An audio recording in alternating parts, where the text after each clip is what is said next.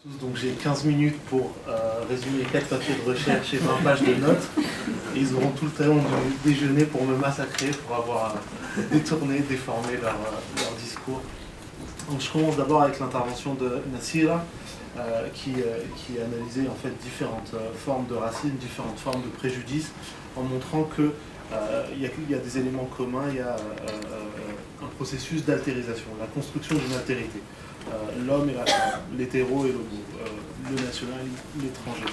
Et donc on construit en vérité des groupes, et ces groupes-là ils vont être souvent des catégories projetées sur eux.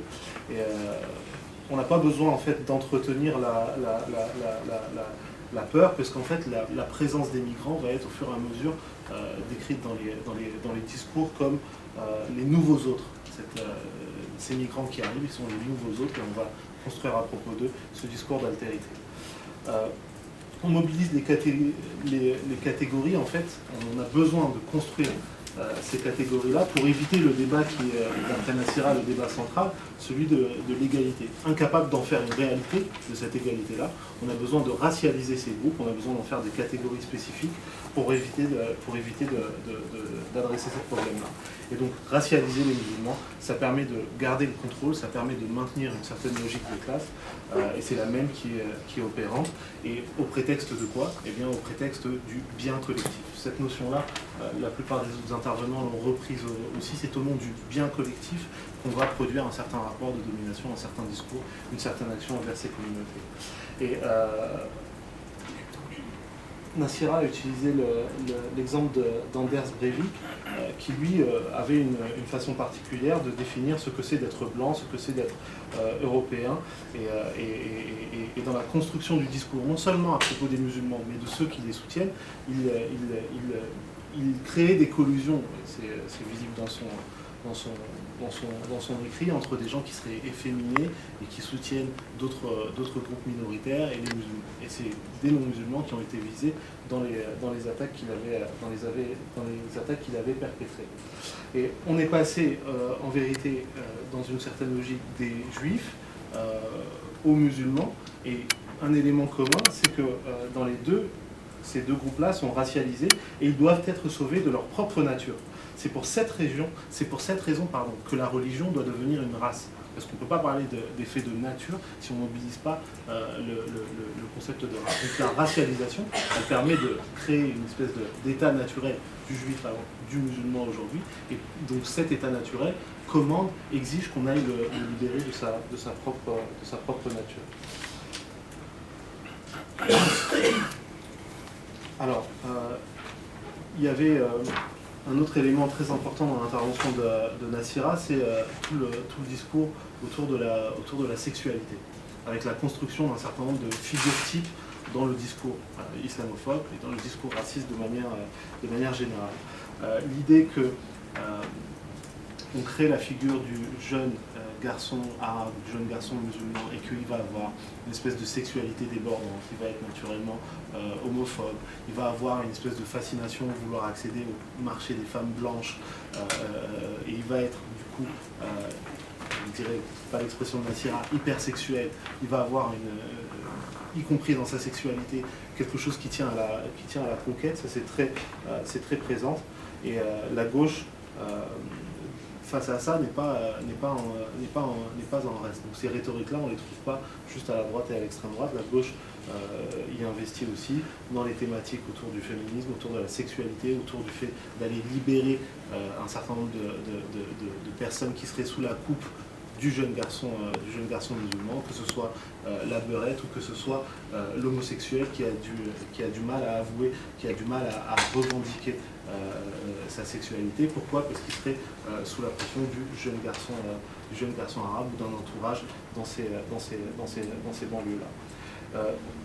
Sur l'expérience qu'a été le début de mandat de François Hollande, on voit qu'il y a un certain nombre de mesures, de promesses, de discours qui ont été tenus pendant et avant la campagne, et que le gouvernement en place a choisi ce qu'il allait appliquer. Donc, par exemple, toutes les questions de mariage pour tous ont été pleinement investies, et ça a été pris en compte, mais tout ce qui était droit de vote aux résidents a été complètement laissé de côté.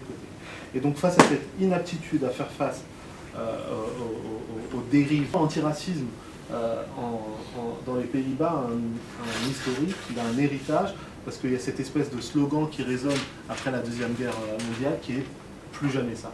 Et donc ce « plus jamais ça », il crée une attitude vraiment de rejet très fort vis-à-vis du racisme dans l'inconscient et dans le conscient collectif. Mais malheureusement, cette prise en compte institutionnelle de la lutte contre le racisme, elle est sous pression politique et islamophobe par l'émergence de discours et de formes politiques comme le PVV, le Parti de la Liberté, dirigé par Geert Wilders. Donc, les actes racistes sont présentés comme des comportements isolés et ils ne sont absolument pas structurels. Donc on va essayer de faire exactement en fait la logique inverse de la problématisation des musulmans. Les musulmans, c'est un tout collectif et donc ça produit des effets dont ils sont tous responsables. Le racisme, c'est exactement l'inverse, c'est des actes isolés et sûrement pas un problème structurel. Alors, je cours. Donc,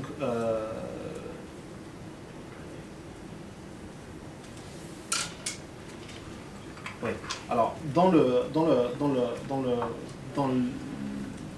le jaillissement en fait islamophobe sur la scène hollandaise, c'est d'abord dans l'espace politique qu'un discours islamophobe a émergé, d'accord, à travers la mobilisation de la liberté d'expression, du multiculturalisme, des valeurs universelles, et de toute la logique du clash des civilisations telle que décrite par Huntington.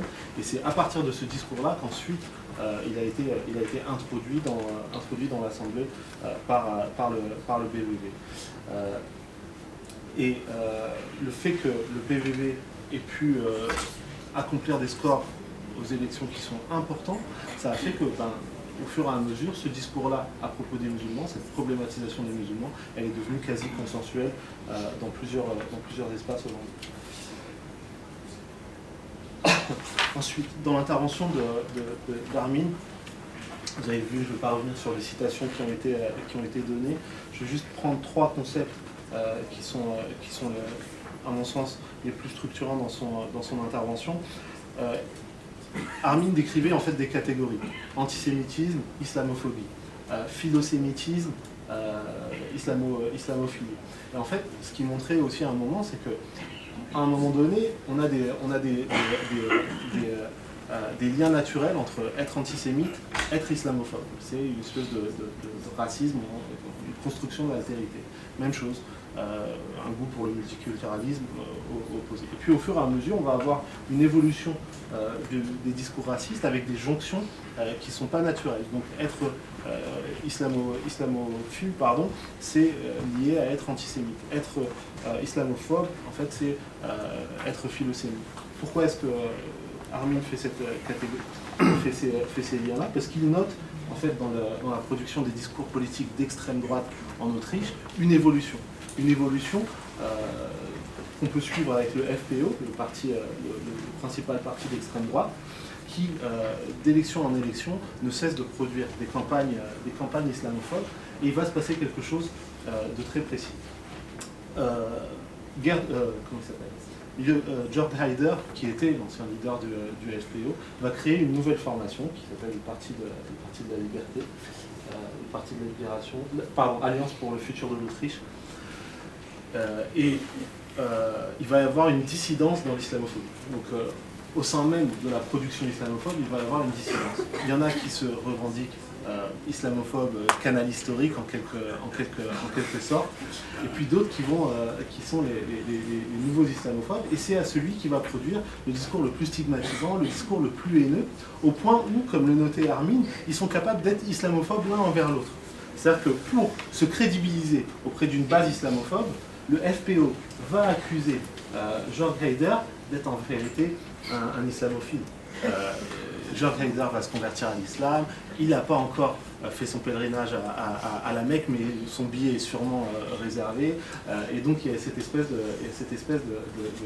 compétition. Et puis, un moment déclencheur, où, parce qu'on inclut la question israélo-palestinienne dans l'analyse de ces questions islamophobie, antisémitisme, pour opérer le rapprochement avec l'extrême droite israélienne, on va avoir le FPO qui va construire une position non plus antisémite classiquement comme ça a été le cas pendant très longtemps, mais philosémite dans leur formulation, en construisant l'idée, cette fois-ci, d'un front commun pour résister comme les dernières forces, comme le dernier bastion face à l'islamisation de l'Europe qui menace la démocratie, qui menace nos libertés. Ensuite, dans l'intervention de Mayanti, il y a cette approche d'étude du concept d'asymétrie au regard de la tolérance. Donc cette idée de tolérance et la manière dont le concept va être mobilisé dès lors qu'on s'adresse à des musulmans ou pas à des musulmans, en fait, il y a une réelle asymétrie. Donc, par exemple, la liberté sexuelle va être un moyen de questionner la tolérance des musulmans, notamment à travers les débats autour du mariage pour tous. Il y a ces phrases qui résonnent où on dit que dans le discours islamophobe, on a toléré l'intolérance des musulmans pendant trop longtemps. Et pour problématiser une fois de plus les musulmans dans ce registre-là, on va utiliser l'idée de respect de l'autre. C'est au nom du respect de l'autre qu'on demande, on adresse une injonction de tolérance aux musulmans. Et donc, la distribution asymétrique de cette injonction de tolérance, c'est ça le cœur du papier de Mayanti. On voit que dans les discours qui ont été produits de la part de la droite et de l'extrême droite, mais également de la part d'un certain nombre d'associations musulmanes en rapport avec le débat autour du mariage gay, il y a certains discours qui ont bénéficié d'une plus grande tolérance que d'autres. Quand ce discours était produit par des associations catholiques ou par des partis de droite, on expliquait que ça fait partie en vérité du débat démocratique, qu'on a un désaccord politique, un certain nombre d'idées. Alors oui, c'est vrai que le débat est un peu emballé, un peu passionné, mais tout ça va se calmer. Et même quand Frigide Barjot, l'une des activistes qui faisait campagne contre ce projet de loi, a expliqué qu'il y aura du sang, ça n'allumait pas des sirènes d'alarme à travers le pays. On expliquait que bon voilà, elle a dû s'emballer, tout ça va se calmer.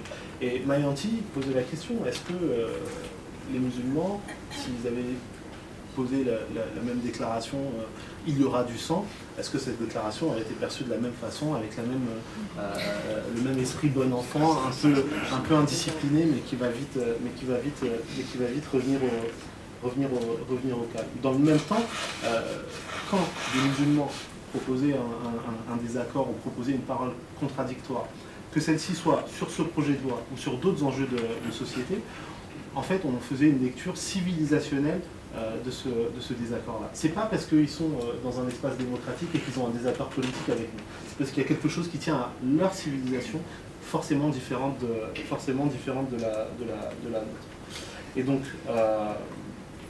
elle terminait avec 3 points. D'abord, l'idée que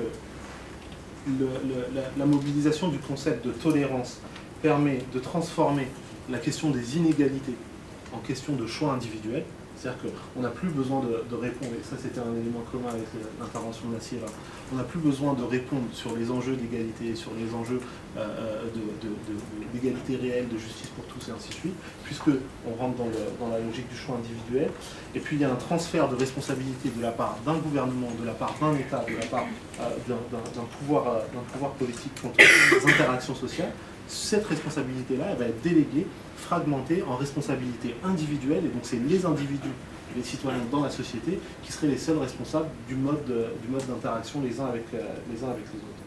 Et le dernier point, c'est que, c'est pas le dernier point, c'est le dernier point que je vous donnerai en tout cas, c'est que en fait, on produit aujourd'hui, à travers les gouvernements, à travers les élites politiques, on produit un discours politique, on produit un discours performatif quant à ce que devrait être la tolérance, quant à ce que devrait être l'identité européenne.